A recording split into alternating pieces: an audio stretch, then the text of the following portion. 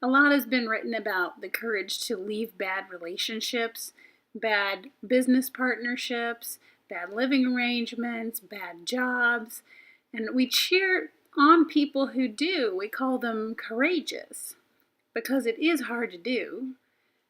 So, why then do we, as a collective society, panic when countries leave a partnership that isn't working?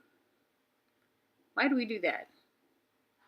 Why do we rail against a sense among our own country that radical change is needed? The right and privilege to turn away from what is no longer working is not reserved for the individual. It is driven by the individual. Now, we all know that the courage to turn away from what is not working makes space for something even better to be formed in its place. The understanding that radical change is needed is therefore cause for celebration. It's one step towards something better. Now, I'm not saying it's easy. On the contrary, radical change is so hard that libraries of books and blogs are still frequently read on the subject. We say it takes immense courage to turn away from what is not working. So why do we question the future of a people who clearly have that kind of courage? The people of the UK made a very courageous move. They voted to turn and walk away from a partnership that was no longer working for them. They're to be celebrated, not downgraded. They're to be revered, not reviled. A people with that kind of courage will lead to a country that is stronger than ever, more productive than ever, and more prosperous than ever.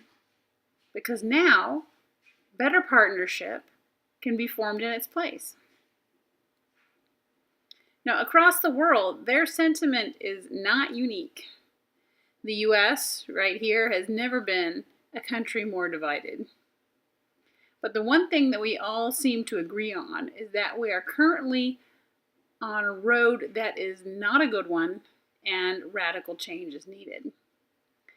While we could not disagree further on exactly what kind of change is needed, we are all of one courageous mind that what we need is to turn away from policies that are no longer working. Now, this overwhelming and visceral recognition that radical change is needed is wonderful. We no longer have our heads in the sand. That's pretty great.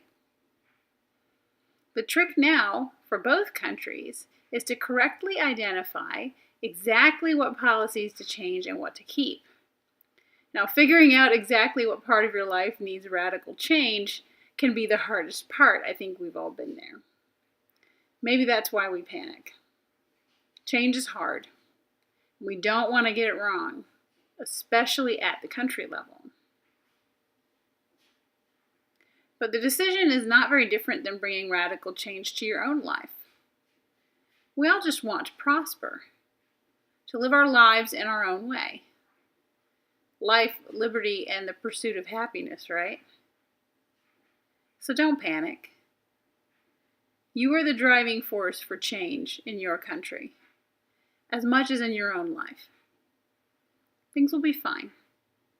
In fact, they'll be great, if only we have the courage to turn.